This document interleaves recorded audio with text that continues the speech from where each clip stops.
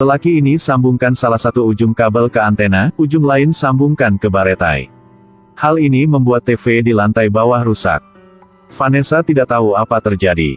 Dia menelpon kepada departemen layanan pelanggan untuk tanya. Albert di sini ganti saluran telepon terus agar mencegah Vanessa. Saat ini, Vanessa telah bisa menelpon. Albert bilang dialah tukang reparasi TV, dia harus ke rumah Vanessa untuk memperbaiki TV. Setelah sampai rumah Vanessa, Albert tidak memperbaiki TV dengan baik, dia hanya mengintip Vanessa aja. Saat Vanessa tidak perhatian, dia memasang kamera yang dia siap di dalam TV. Lalu, sambungkannya dengan pasokan listrik. Dia takut Vanessa akan menyadari, jadi dia telah mengatakan bahwa mau selesai. Dia sedang menyesuaikan posisi kamera saja. Sampai Francois konfirmasi tidak ada salahan, dia segera dapat uang dan meninggalkan. Apakah kamu berpikir mereka adalah orang cabul? Bukan, mereka adalah mata-mata yang sering kumpulkan bukti kriminal gangster. Setelah bosnya melihat bukti yang mereka kumpulkan, dia senang banget. Dia mengizinkannya berlibur beberapa hari. Hal ini membuat Francois sangat senang sehingga naik mobil pulang rumah. Hari ini adalah hari ulang tahun ke-40 dia. Dia telah bekerja sebagai mata-mata selama 16 tahun, namun dia harus bersembunyi identitas dengan keluarganya. Dia bilang dialah staf telekomunikasi. Istrinya, Helene, telah undang teman lama untuk membuat Francois terkejut. Francois baru saja sampai rumah, dia telah dapat tugas darurat. Hal ini membuat harus pergi segera. Tugas inilah memasang penyadap. Mungkin bagian pembeliannya telah membeli terlalu banyak. Sehingga semua tugas adalah memasang kamera dan penyadap. Francois tahu proses tindakan dan tujuannya. Dia ganti peralatan teratas lalu masuk ke saluran pembuangan. Di berjalan di sepanjang saluran pembuangan berbau untuk sampai di bawah mobil tujuannya. Setelah memastikan tidak ada orang, dia menyalakan senter. Dia memakai bor mini untuk mengebor luang kecil di plat pelindung, lalu memakai mesin pemotong untuk potong. Setelah merasa telah baik, dia masukkan antena ke dalam mobil. Francois berpikir akhirnya dia telah bisa pulang untuk merayakan hari ulang tahunnya. Namun, dia belum pulang, pemilik mobil telah kembali. Membuat Francois takut banget, dia memegang knalpot mobil, juga naik mobil. Beruntai tubuhnya seperti ini akan sangat lelah. Albert sarannya, kalau terlalu lelah, dia bisa lepaskan tangan. Francois segera lepaskan tangannya. Saat Francois berguling beberapa kali di tanah, ada orang di belakang menemukan Francois. Aduh, hanya mau merayakan hari ulang tahun aja, kenapa terlalu sulit? Francois melari ke hutan. Dia meminta bantuan dari Albert. Albert memakai sistem navigasi, mencoba untuk mencari Francois. Dia berpikir, temannya tidak bisa melari ke surga. Francois telah mau melari ke surga. Karena di depannya adalah sebuah pistol. Francois meminta Albert untuk menjaga istrinya, sampai jumpa lagi di akhirat. Namun musuhnya memakai pistol tanpa amunisi. Dia mencekik Francois dengan marah. Francois menikam musuhnya dengan sebuah pisau kecil. Setelah itu, dia memakai tubuh gemuk musuhnya untuk membunuh seorang lain. Francois berpikir bahwa akhirnya dia telah bisa merayakan hari ulang tahunnya. Tidak terduga, saat Francois mau pergi, Albert muncul. Dia menembaknya. Setelah perhatian lagi, Albert baru tahu bahwa dia telah menembak salah orang. Francois marah banget, rencananya sedang menjalan baik telah dihancurkan oleh rekannya. Setelah pulang kantor, Albert memerban luka Francois. Karena dia, bagaimana dia bisa menjelaskan dengan istri Francois? Albert memakai mesin las listrik untuk membuat lubang di baju Francois. Lihatlah, sudah baik belum? Saat Francis pulang, teman lamanya sedang di rumahnya. Hal ini membuat Francois sangat senang. Semua orang menyiapkan sebuah kue berbentuk telepon untuknya. Istri Francois menyadari bahwa Francois terluka, namun dia tidak terlalu peduli.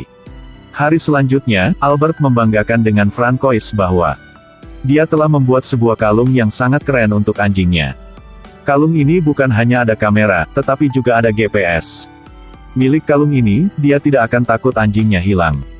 Kalau dia merasa rindu rumahnya saat keluar, dia bisa melihat rumah melalui kamera. Francois merasa hal ini baik banget. Namun setelah beberapa menit, dia merasa hal ini tidak keren. Karena dia menyadari bahwa anaknya mencuri semua uangnya. Francois merah banget, langsung naik mobil ke kampus dengan cepat. Dia tahu bahwa anaknya telah tidak ke kampus beberapa bulan. Pada malam hari itu, anak bilang bahwa dia mau dapat pinjaman mahasiswa. Francois berpikir, anak ini bodoh banget tidak ke kampus namun masih mau meminjam uang. Namun Francois tidak membuka kedok anaknya, dia tanya anaknya saat ini masih belajar dengan baik kan? Ketika anaknya keluar, dia juga ikut. Namun baru keluar, anaknya telah temukan. Francois tidak sembunyi-sembunyi lagi, dia langsung tanya anaknya kenapa dia tidak ke kampus. Kenapa, belajar untuk apa, untuk menjadi seorang bosan seperti ayah? Setelah jawab, dia pergi. Francois berpikir, anaknya keren sedikit. Hari ini dia akan membukti bahwa pekerjaannya tidak bosan. Lalu, dia mengejar anaknya. Anaknya juga pantai banget, dia pergi ke sawah. Mobil Francois terjebak. Dia berpikir ayahnya akan menyerah, dia tidak tahu ayahnya adalah mata-mata. Helene, Rubah telah datang tempat aku. Kalau dengar, tolong berhentinya. Francois, Rubah berjalan di jalan berlumpur, tidak bisa ikut. Helene, Rubah sedang di mana? Telah sampai jalan besar. Akhirnya, Francois dipaksa manuver helikopter. Keren banget. Dia telah menemukan anaknya. Dia menyadari bahwa anaknya sedang berkumpul dengan sekelompok gangster. Francois sangat marah, dia bergegas masuk dan pukul semua orang. Salah satu dari kelompok gangster meluar pisau kecil. Anaknya mulai merasa menyesal, dia berharap Francois tidak terluka. Tidak terduga, Francois meluar sebuah pistol. Semua orang takut banget. Anaknya tanya dia mendapat pistol palsu itu di mana. Pistol palsu, lihatlah inilah pistol palsu atau asli. Anaknya merasa takut, Francois segera tamparan wajahnya. Kamu harus pulang segera, lalu belajar dengan rajin. Ayahmu bukan hanya karyawan normal, aku mata-mata. Anaknya terkejut banget. Francois pergi ke perpustakaan, dia menyuruh istrinya mengejar anaknya dengan baik. Namun dia lihat istrinya sedang menelpon dengan seorang, tampaknya sangat curiga. Francois merasa tidak baik. Albert tanya bagaimana kabarnya. Istriku mungkin telah jatuh cinta dengan orang lain. Anakku telah membuat aku sangat marah, istriku juga. Aku tidak mau hidup lagi. Albert bilang istri Francois sangat baik. Aku akan membantumu menyelidiki istri. Bagaimana caranya? Pertama, kamu harus mencuri tas istrimu.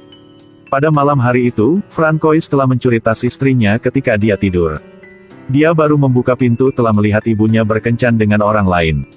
Aduh, banyak hal tidak baik terjadi dalam hari ini.